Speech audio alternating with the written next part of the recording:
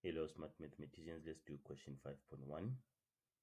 The graphs of g of x is equal to 2x plus 6, and the inverse of g are shown in the diagram below.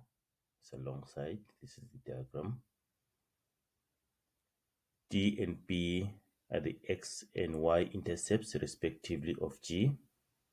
So we have D, which is the x-intercept of g, and then B, which is the y-intercept of g. C is the x-intercept of the inverse of g. C here is the x-intercept of the inverse of g. The graphs of g and the inverse of g intersect at A. This is where the graphs intersect.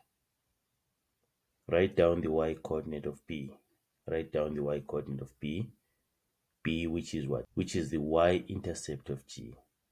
So the y-intercept we're getting from the equation there.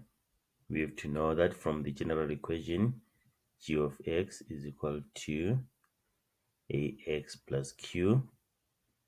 The y-coordinate of the y-intercept will be q, isn't it? Or if you're using y is equal to mx plus c, the y-coordinate of the y-intercept will be c. So now our c or our q is 6. So it means y-coordinate of b is equal to 6. So y is equal to 6.